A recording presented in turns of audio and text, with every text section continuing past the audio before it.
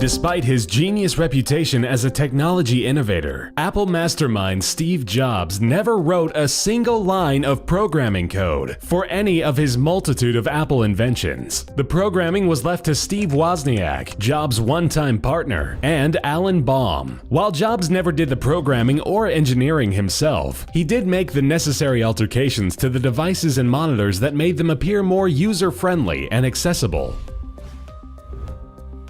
In an effort to demonstrate a point about making the original iPod even smaller than what was first handed to him, Jobs dropped the music player into an aquarium and pointed out the bubbles that rose to the surface from the device. Jobs told his engineers that these were air bubbles, which meant there was space in the device to cram the instruments and engineering even closer together to produce a smaller iPod. The folks at Apple have continued to take on this challenge. While the first iPod was 19.9 millimeters thin, the most recent model is 6.1 millimeters.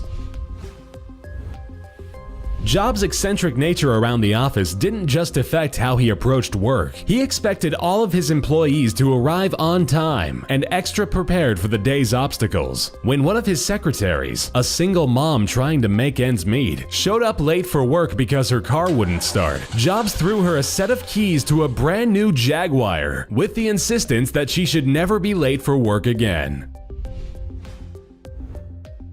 Steve Jobs also made his workplaces a bit more uncomfortable. After committing to diets of only 1 or 2 fruits for weeks at a time, he believed partaking in fruitarianism, the vegan subset diet of eating only fruit, would eliminate his need for showering, so he could spend even more time mapping out and constructing new Apple products. Early employees of Jobs noticed that this diet not only forced him to have to work the night shift at Atari due to complaints about his hygiene, but his skin color even changed to a sunset hue because of his restrictive diet.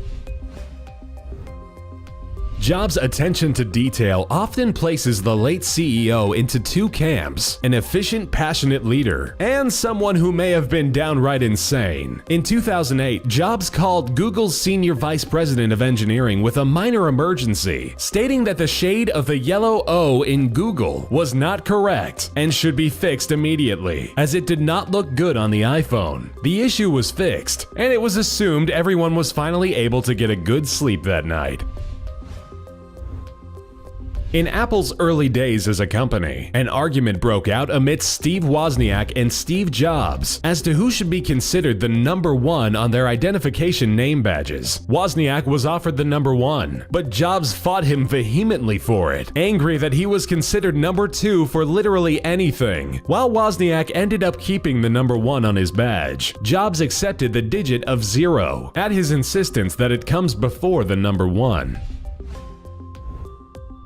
Another battle between Wozniak and Jobs proved Jobs' disloyalty to his partner over his own ego. After creating a game called Breakout for the Atari console, Wozniak and Jobs planned to split the money made from it at 50-50. When the paycheck was delivered to Jobs, he told Wozniak the company had paid them $700 total instead of the $5,000 that was originally in the contract. Wozniak went home with a 50-50 split of $350, while Jobs pocketed $4,650 for himself.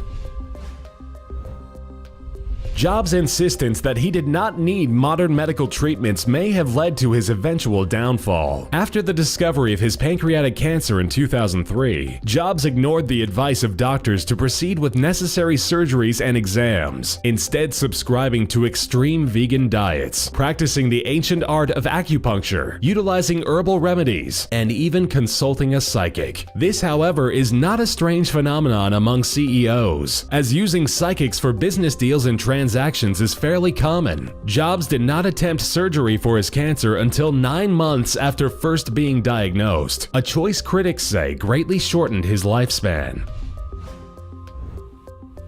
Originally known as the Graphics Group, the company we know today as Pixar was saved by Steve Jobs on numerous occasions. Jobs purchased the company from Star Wars creator George Lucas for $10 million in 1986, and then spearheaded and oversaw production of the company's first feature film, Toy Story. Jobs also helped fine-tune the story of the movie, as it was originally written with Woody as a bad guy. When Jobs sold Pixar back to the Walt Disney Company in 2006, 2006. It came with a price tag of $7.4 billion. This deal made Steve Jobs the largest shareholder in Disney.